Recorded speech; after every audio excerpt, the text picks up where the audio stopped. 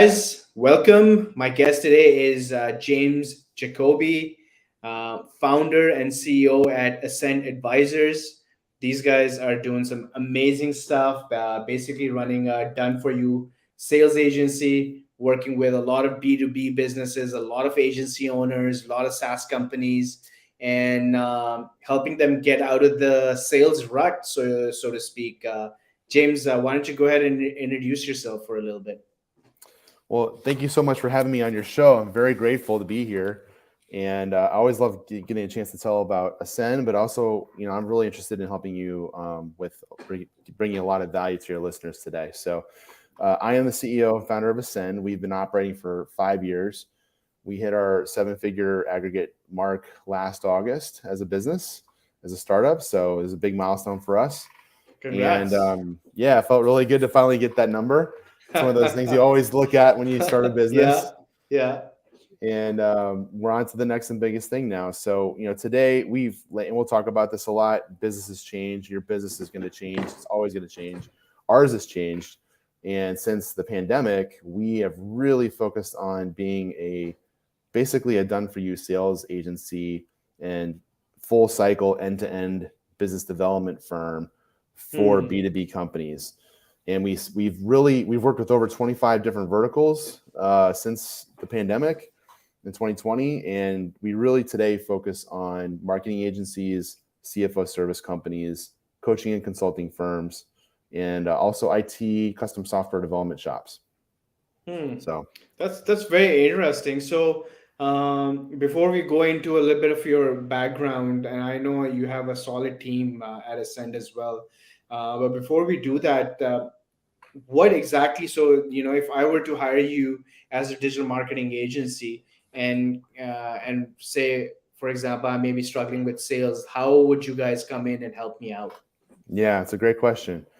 So the first thing I always do is I want to I'm very interested in the healthiness of your business. I can't stress that enough. Like, I want to know, is your business profitable right now? What's your monthly revenue look like right now? What's your payroll look like? I'm interested and I almost act as a business coach at first with my clients, because I want to make sure that, one, I understand where your business is really at, whether we work with you or not.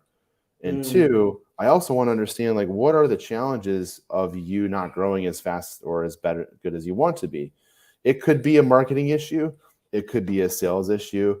It could be a pricing and product placement issue. There's a lot of different things that happen of why companies want to grow and they're not. So we do some consulting up front initially to understand what are the things that we need to address to move this business forward.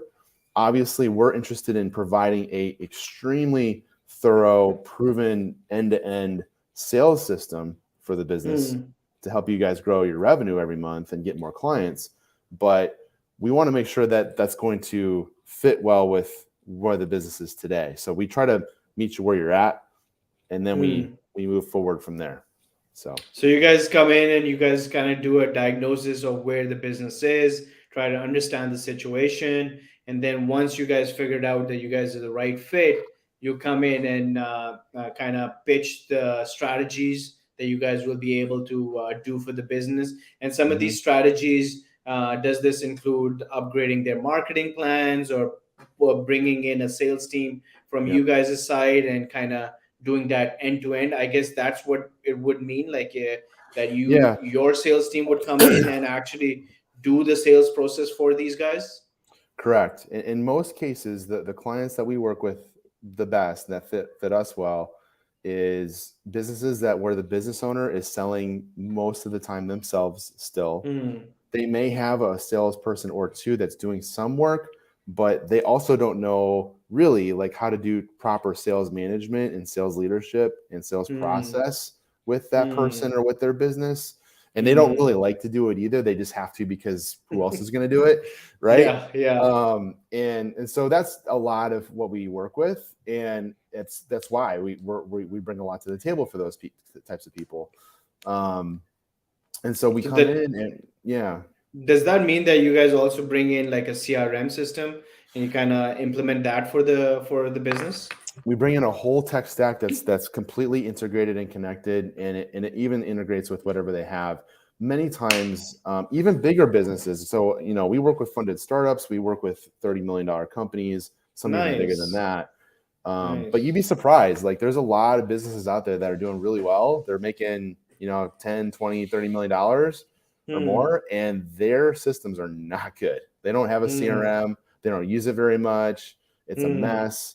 And so when we Hmm. think of digital marketing, as you know, and automation and funnels and all that kind of stuff, I mean, we are really bringing a very robust system to go on top of what they have that really isn't currently being measured or tracked or used very well at all. I So, agree with you on that point, man, because we work with marketing agency owners every single day, right? And you'd be surprised. Digital marketing agencies, you'd expect us, and I include myself in that niche, is that you'd expect us to be on top of our automations, on top of our CRM systems, because we're marketers, right? We do this for our clients on a daily basis.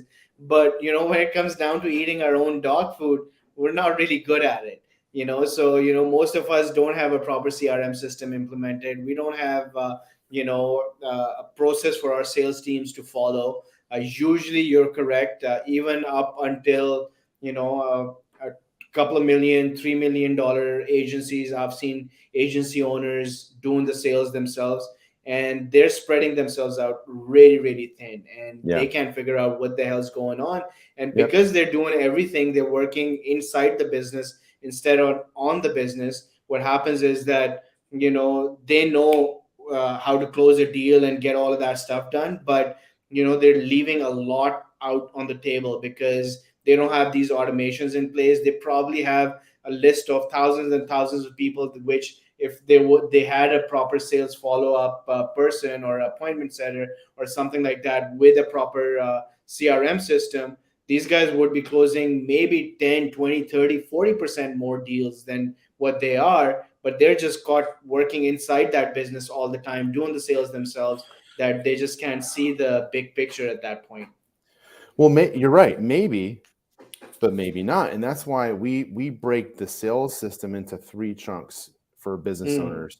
The first is the top of the funnel. That's where you bring in all the leads that from all different places, ads, social media, email marketing, cold calls, wherever, just all the leads coming up top. And we Hmm. want to measure first, okay, how many different lead sources do you actually have? And how many leads from each are you actually getting? And are Hmm. any of them and how many convert into a sales meeting? Or in fact, let me back up a step. We call it, there's two steps here. One's called a marketing qualified lead, an MQL.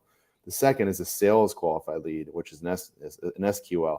The difference between the two is marketing qualified leads are just basically hand raisers. Those are people that will say to you, hey, your brand sounds cool, your program sounds cool, I'd like to learn more, or send me some more information. That's all that is. They're hand raisers that want to Hmm. learn more. There's some Hmm. interest there, and they've told you that.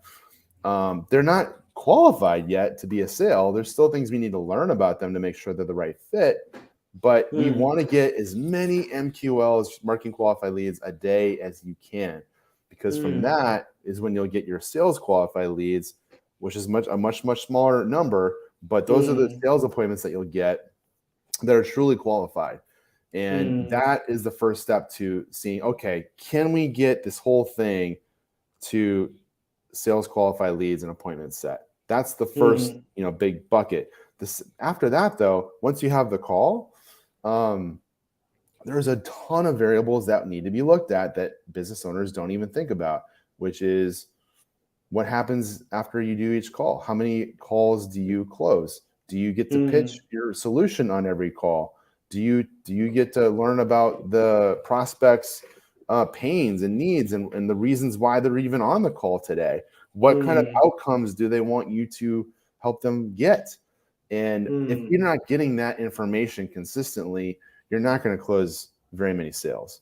And so Yeah. there's a whole art to even doing the sales call that a lot of business owners have never even been properly trained on to do, and they're just winging it, or they just do what they think is good because that's what they've always done and it worked for Hmm. them in the past, and they don't know how to make it better. So to your point, close rates, yeah, like that could be all over the place, and there could be a Yeah. ton of work there that we got to work on, you know? So, and in some cases, some people what we've seen try to close business in one call.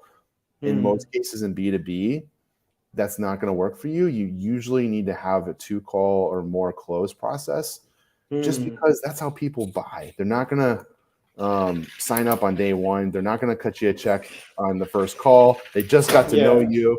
Like it's a process, and so we really especially want to. for Yeah. especially for products or services that cost as much as, for example, our contract at RepStack is around $25,000 a year, right? So these people are not going to come in and they're not going to sign on the first call. So you need to have that process really, discovery and the strategy session, and like 2 or 3 steps, like you said. So this is amazing, and I think I can guarantee you that most of us don't even know what MQL or SQL stands for, James.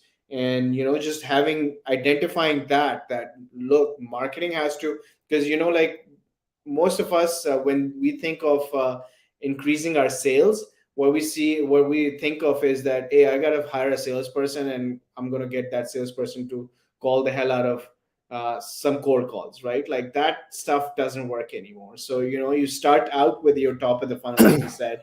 Marketing qualify. Marketing is there for a reason, so that they can fill up the pool for the salespeople to work on the sales qualified leads. Because if you're Mhm. not doing the marketing, and you expect a salesperson to come in and solve all your life problems by just cold calling the hell out of people in particular city, for example, New Jersey, that's where you're from, or Yep. Calgary, where I'm from, it just doesn't work.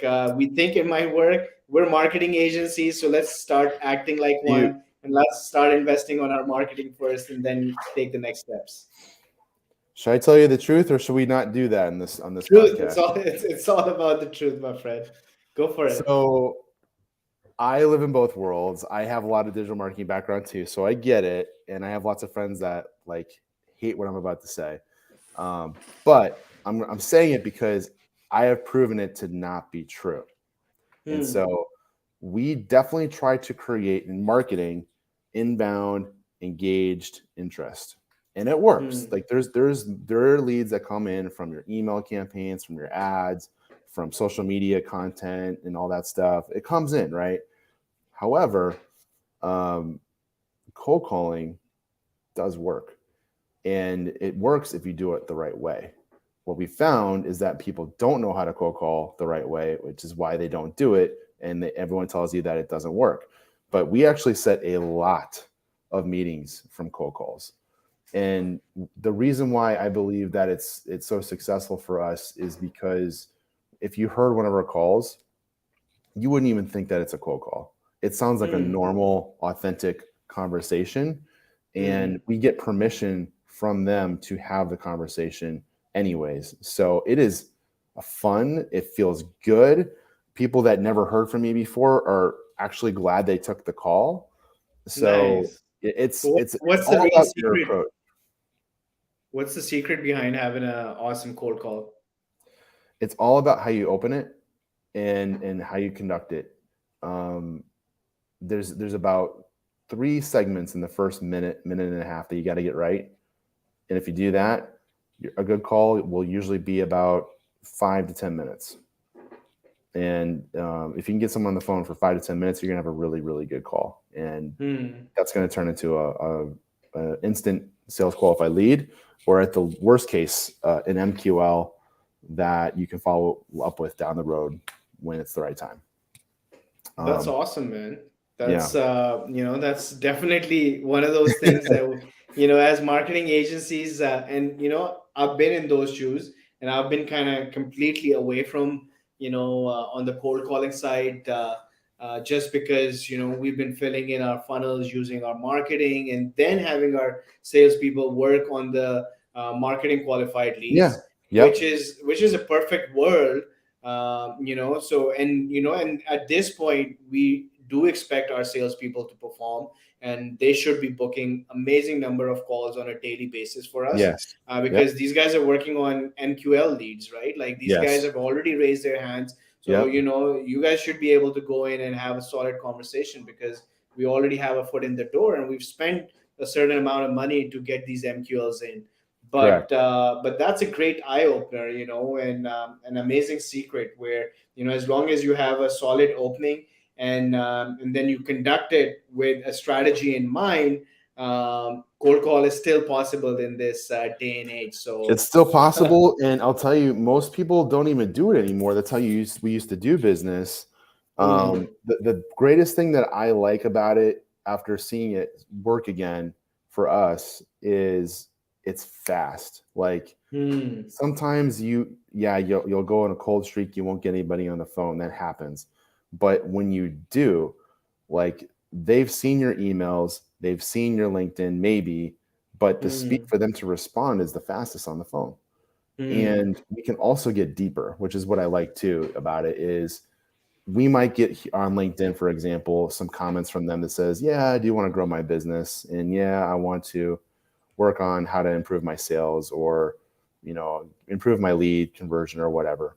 But to go back and forth on DM isn't always as easy. Some people can sit and just go at it and talk back and forth for a while, but a lot of people are mm, really, really busy, and so you might mm, get these sporadic messages, and that whole process could take like a week or days.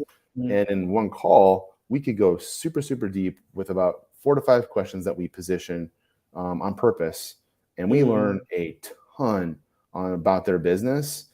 And if anything, they walk away from that call with like, man, they gave me a lot of good value to think about.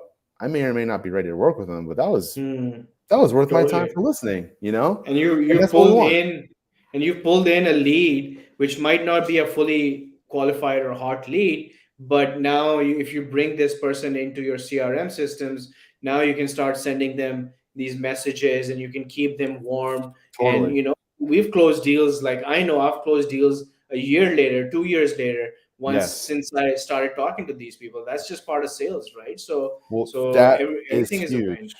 That what you said right there is the other big thing I wanted to get across on your show is most business owners we initially talk to and meet, if the lead doesn't instantly, give you their credit Convert. card and want to Yeah, buy and yeah, convert, yeah. they're not worth it. And I'm like, no, like that's like 10% of your sales. Yeah. Like 90% of your potential sales are people you got to follow up with for a week, Hmm. for a month, for 90 Hmm. days, for a year. Like Hmm. people are not always ready to buy, but that doesn't mean they won't buy from you. They just won't buy from Hmm. you right now. And Yeah. so it's all about timing. And it is right fit, right timing, but you got to have both. Yeah, totally. And then also let me just, because this cold calling thing is really fascinating to me, Sure.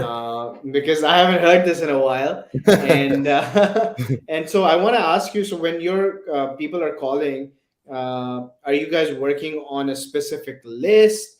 How important is the role of that particular list? And have you guys already sent out emails to this list and things like that? Yeah. What's going on before the first call is made? Great question. So yes, we would recommend anybody that does this, because we basically use 3 channels of outbound: cold Mm, call, LinkedIn, and email.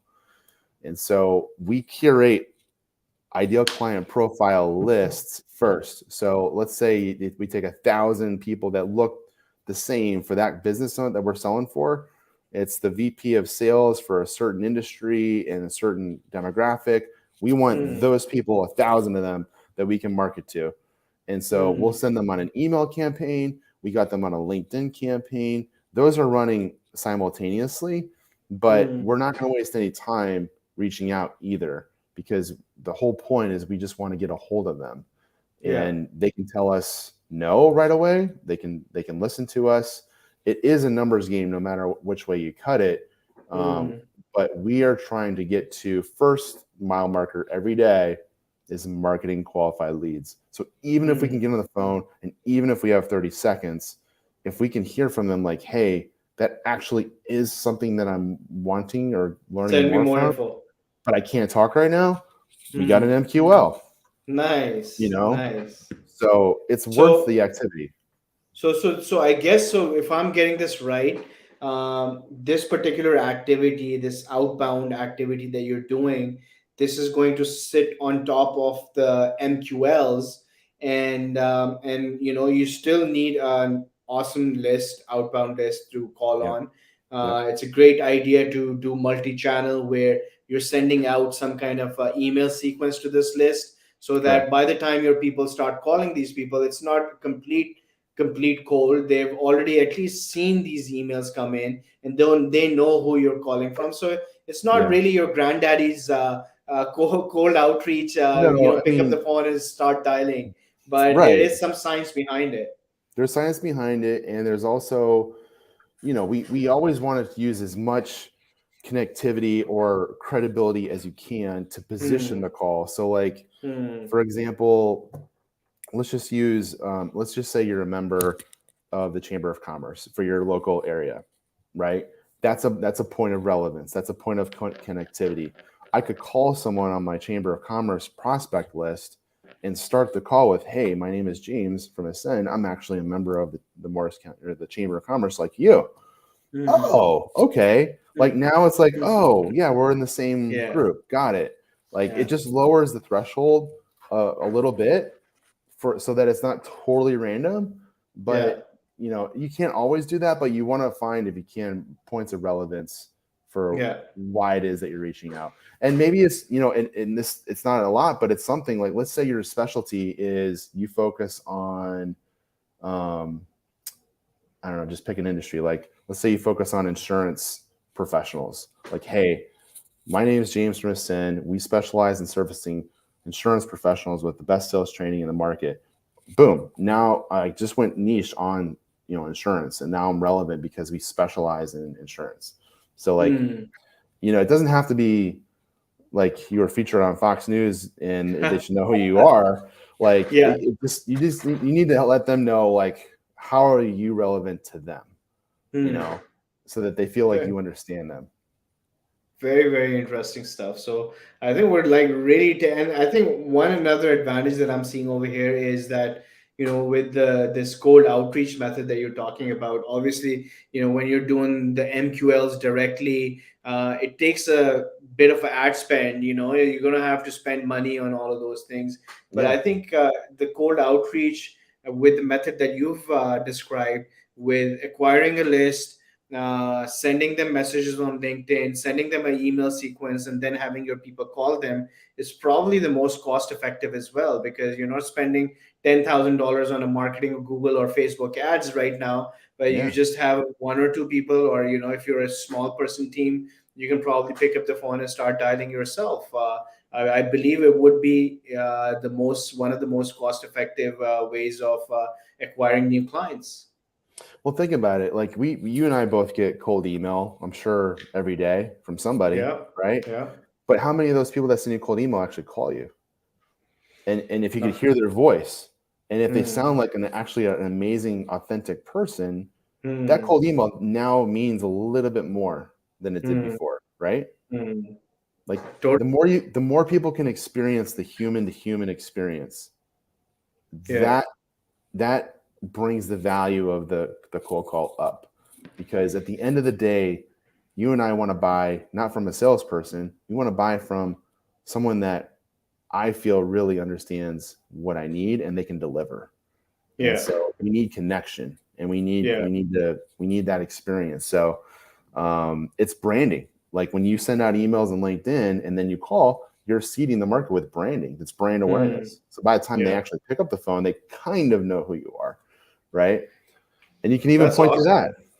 So Yeah, yeah, and I think now there are email marketing softwares that are out there, which if you're using them, I forgot the one where you. I think there's one called Woodpecker that we've used in the past, where if you're sending out a sequence of 6 emails, you can see how many of these emails have been opened up by a particular lead before you call them. So if you see that there's a person that has opened 2 or 3 emails, you all Lemlist, Haris just helped me out. yep. Lemlist is the one we use, where Lemnis tells you that this person has opened three of your six sequence emails. So now you can say, hey, John, I saw that, or James, I saw that you read all three of my emails. And I just quickly wanted to say that, hey, this is Azar calling from RepStack. And if you have any questions, I'm here. So as it's, even though it's a cold approach, but it's not as cold anymore, right? Because now for a fact this It's person's seen three of your emails before.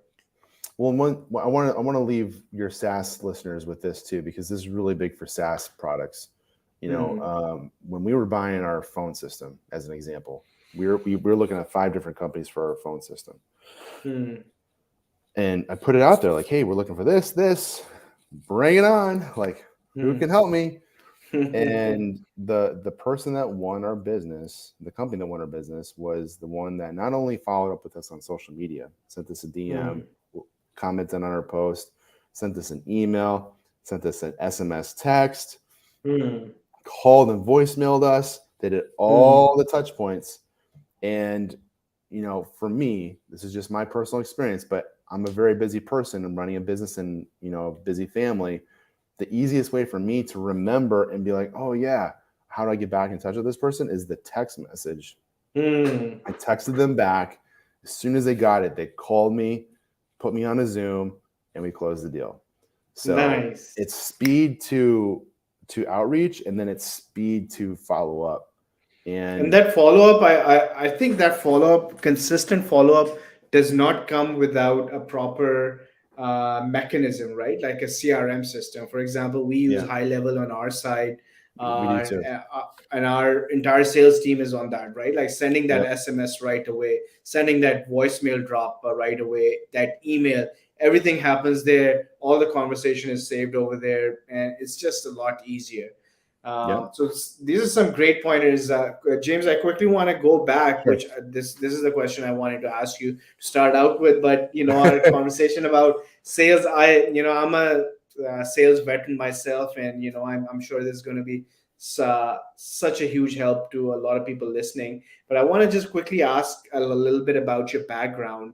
How did you get started with Ascend, and who are the people who are working with you, and just take me a little bit back into New Jersey a little bit, and tell Sure. us a little bit about your background. Yeah, thanks. So I've been in B2B sales for over 15 years. I was in a corporate company for 11 years selling enterprise staffing services to Fortune 100 companies, multi-million-dollar contracts. I was Nice. leading sales teams. I was leading divisions in cities and markets for this company. And so I got to learn all sorts of stuff around sales systems, sales process, how to lead a team, how to operate your business every day, the energy, the momentum, the tracking, the Mm-hmm. accountability. I learned all that in corporate. And it was Mm-hmm. such a great experience for me. I was a top 1% producer out of 500 salespeople, and I did really, really well. So I brought that into my own business. And today we have everyone's US based who sells for me. A lot of them are even local to New Jersey, New York area. So I hire, manage, and train my own sales force that we deploy into our clients every day. And I have a chief revenue officer on my team. I have a chief of staff on my team, and some marketing support. But we have a growing sales force that sells our client services every single day, and it's And awesome. everybody's remote. Everybody's remote. Everybody's That's remote. awesome, man. That's So, the way to go. yep, it's the way to go. It's the way to get, in my opinion, better talent, or more Mm. access to talent for your team. Yeah, think And of it, right? Like if you were just focused on New Jersey, you'd get maybe some great salespeople from that particular area who can come and drive to your office and work from there. But now, just going US alone, you've opened up the entire market, the third largest population in the world. And now you're not restricting yourself to the best talent in New Jersey, but now you've opened up to the one of the biggest countries in the world, and from coast to coast, and you can attract the most amount of talent this way. So it's just I believe it's a no-brainer, and I think post COVID it's been a really a big eye opener for a lot of us, especially in the agency world and running SaaS companies and things like that. I was talking to Sean Clark on this very podcast about a year ago, and he's like, I feel like, Azar, that I know the secret that a lot of people don't know, because they are a remote first company as well. All their employees are allowed to work from their homes and things like that. And it's like, I can go and I can hire talent from anywhere, and people just don't. People are still confined to, they have this limiting belief that they have to have an office and they have to have everyone in that one location. But I feel like I know this very big secret, which really is not a secret, that you allow people to work from home and you attract a way bigger pool of talent.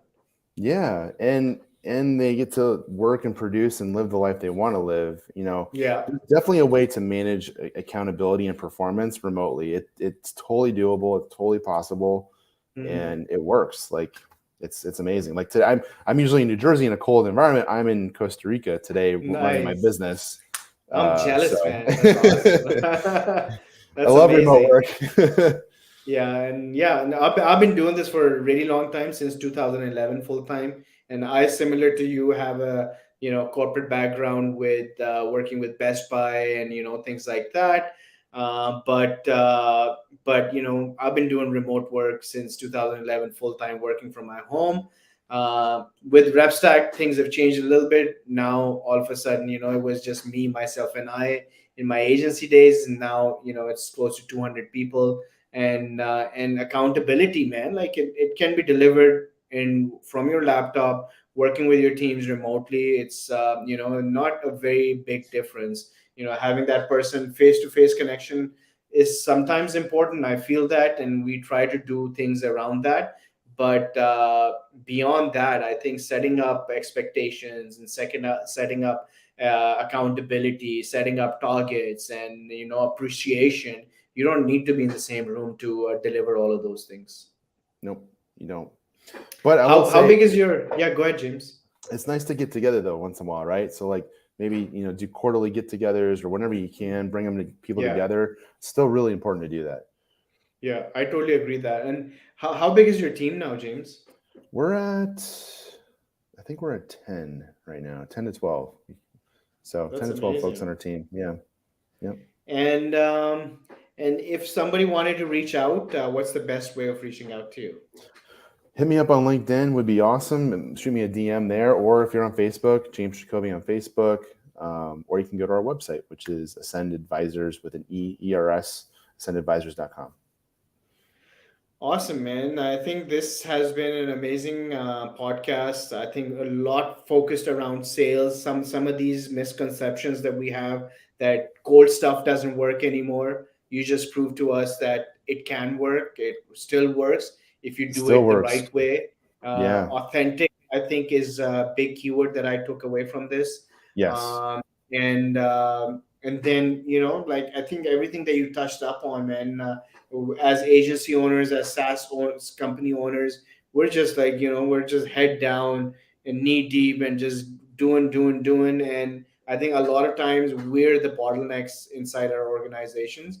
So, working with Ascend and James, I think can give you that big picture. And I'm sure that there's multiple ways of engaging you guys, James. Like, you guys can come in and do the entire process for them. You guys can do consulting. Can you just maybe walk us through that before we end the call? Sure. Yeah, we can do consulting and just give you some framework to operate from and advise you and watch you execute. And we can work with companies that way. We have a group LinkedIn sales program that we take people through to show them exactly how we do it at Ascend. And we teach them our frameworks on how they can do it for themselves. I'm actually just starting another group again in a couple weeks. And Nice. I'm telling business owners to bring their VAs or their staff with them because I want them to learn the systems so that they can delegate so they don't have to do it Mm. themselves. And that should be a huge difference in their businesses. And then we have done for you. So we have done for you everything with sales, which we do a lot of. So That's awesome, man. James, this has been incredible. Thanks for taking the time out, talking to our, agency owners. I'm sure everyone would love this. And I'll definitely be talking if you have a couple more minutes. I want to Sure. quickly talk to you about your sales course. Very interested. We have our sales development reps that are going out inside digital marketing agencies. We'd love for them to have their hands on some of your trainings and things like that. So would love to pick your brains on that a little bit. Thanks Great. for coming in today, James. Thank you for having me. Nice to see you.